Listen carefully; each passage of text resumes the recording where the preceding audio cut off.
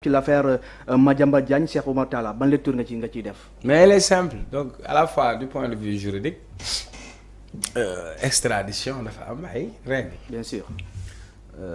am nañu li ñuy wax coopération judiciaire maintenant bu fekkee da nga am mandat d'arrêt international mooy dañuy laaj fi ñu la mandat d'arrêt bi d'abord mooy pour nañ la arrêter mais après mandat d'arrêt dafa am demande d'extradition donc.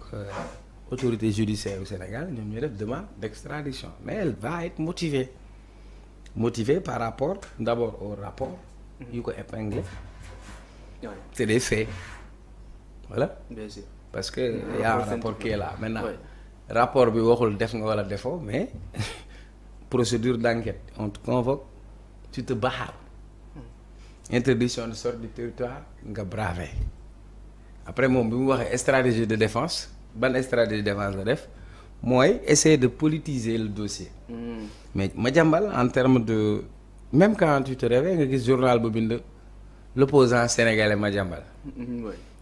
ça te fait rire parce que xamee woo ko carrure wala posture d'opposant.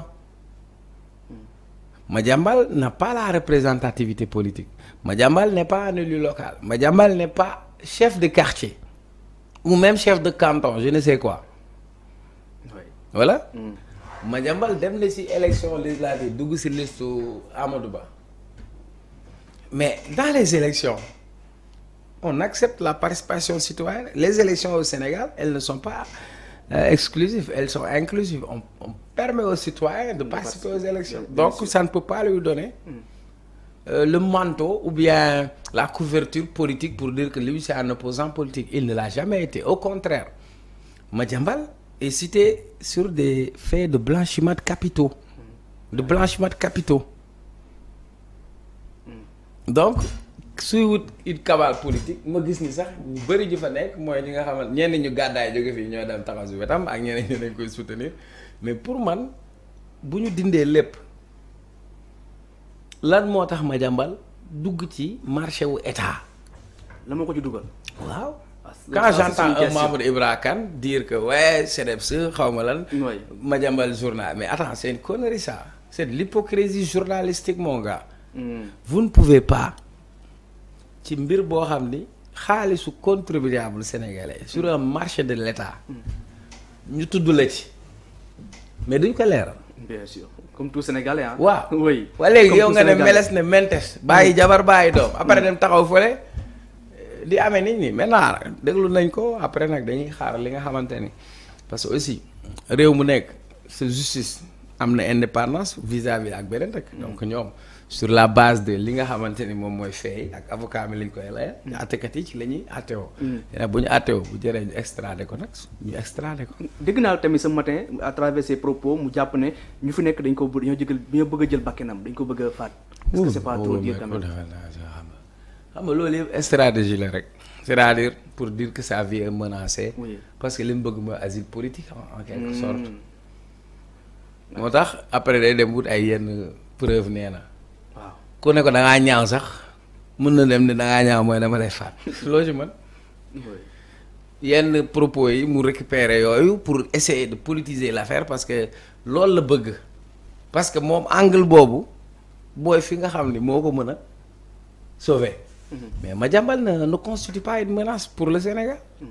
Madiambal a été là da ngaa gis mu dox ci mbedd ñu ngàdd ko da ngaa gis ñu yónni ay nit ni lañ ko dóor martu Madiambal da ngaa gis police fekk ko këram taxal ko ay lam au contraire dafa dem aéroport ñu jox ko convocation ne ko may nañ la parce que jàppoon nañ ni Madiambal mot na ko xam la mooy mot kilifa. parce que pour la justice quand tu as tes intérêts ici t'as aucun intérêt à fuir. bien sûr tu as tes entreprises am nga sa jabar loolu la ñuy wax. représentation c'est-à-dire yoon am na koo xam ne bu ko soxlaa moom jàpp na ni jarul mu koy téye saa yu ko soxlaa dina ko parce que am na fi njabootam am na fi ay këram am na fi ay biam donc Madiambal ce qu'il est en train de faire il se la joue quoi mais bon. bëgg naa aussi am sa xalaat Cheikh Oumar Talla parce que Madiambal bu ñu ko déggee mi wax xam ne ne kii pareegul sax pour ñibbisi ñu ñëw. waaw mais si Madiambal kay parewul pour ñibbisi léegi nañ fexe mu ñibbisi rek. nañ fexe mu ñibbisi. la gestion de ce dossier noo koy jàngatee. ni ko état Sénégal géré wala ni ko justice bi Sénégal bi géré ba fi mu toll nii. oui mais non c'est-à-dire xam nga nit ki mënoo xam intention nit. waay. bien sûr waaw parce que état bi jàppoon na ni ku ko mot la parce que nit bu fekkee dañ ne kilifa nga yoon bu la soxlaa tey Cheikh Omar bu ko yoon soxlaa am na jabar am na doom il a man fan laay dem ci àdduna bi fu ma loolu li ma am fii moo ko gënal sama intérêt fii la nekk kon état ci démarche boobu la ñuy demee mais par contre li mu wane mooy aussi dans la coordination entre les différents services il y a un problème parce que man bi ñu wàccee les commissaires de l'aéroport je me suis demandé quelle est la responsabilité du commissaire parce que Madiambal bi muy ñëw foofu est-ce que kayit bi na ko doo fi génn est-ce que kayit bi mu ngi fa woon est-ce que kayit bi mu ngi fa woon voilà waaw je me pose la question waaw du dëgg ensuite suñuy frontière c'est une question de responsabilité d'État nos frontières oui on dit chaque fois que nos frontières sont poreuses etc mais tey le dispositif parce qu'on a des frontières maritimes, terrestres et aériennes donc ça veut dire on doit renforcer davantage le dispositif que nous avons dans nos frontières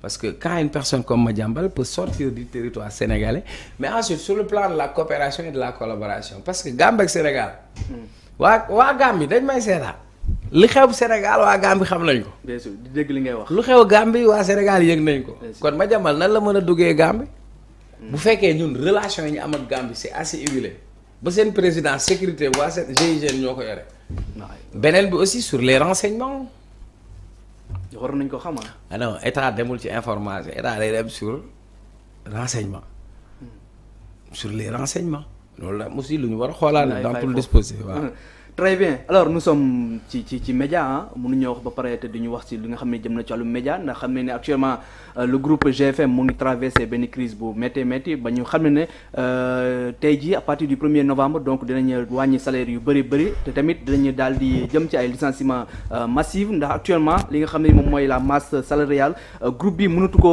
dëkku ban jàng ngay def aussi ci li nga xam ne tamit. waaw yàlla la yàlla dimbale ba ñu jóge ci liñ nekk rek.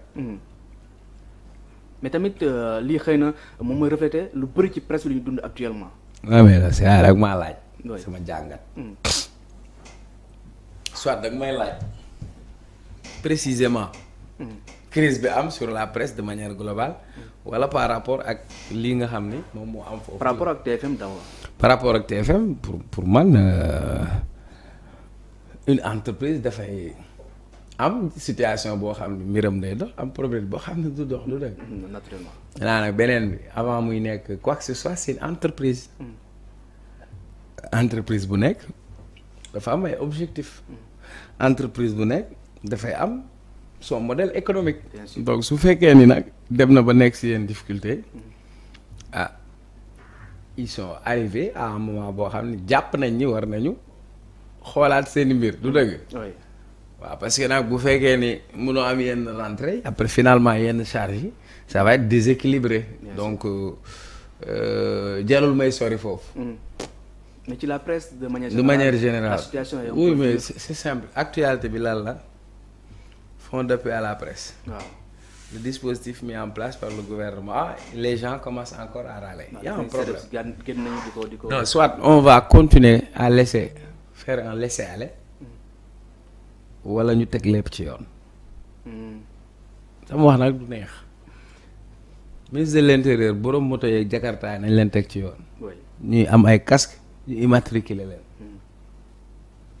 mënuñu am aussi qu'on soit aussi exigeant en matière de réglementation et que la presse refuse de s'aligner par rapport à la réglementation en vigueur. C'est quoi la réglementation en vigueur? Il faut ñu xam qui fait quoi. On peut pas ñu nekk ci lambi golo ku jóg daanam munoo xàmmee groupe de presse ak groupe de pression. da cee am groupe de pression. oui daa am groupe de pression yu bëri parce que noonu lañ doon fonctionner. parce que ak Macky Sall bu la laajee impôt wala taxe tu mets la pression activée dal ci kawam ñu woo la ci suuf bokkal la mbaa ñu gérer. yooyu moo fi doon am en fait. ñu dem la presse elle est infestée à un moment donné on a toute une presse qui est orientée uniquement pour descendre des adversaires de Macky Sall diaboliser parfois même qui juge et qui condamne d'ailleurs voilà même une presse qui ferme les yeux carrément sur les exactions sur les tueries sur les manifestations ñuy teg ay mbalax ñii di teg ay mike yooyu moo fi amoon aide à la presse bi fii Moussa Bocar Thiam dama doon wër le décret mais ñi ñu jox aide à la presse bi yëpp li ci ëpp yelloowuñu ko woon mais léegi ñu ñëw ne leen li ñuy def mooy dañu koy formaliser parce que code de la presse bi depuis jamonoy Abdou Diouf ba ci Ablaye Wade ba ci Macky Sall ba ñu voté ko fii Assemblée nationale code bi looloo ci nekk on applique le code am ñu tëb voilà. oui. y a un problème. y a problème.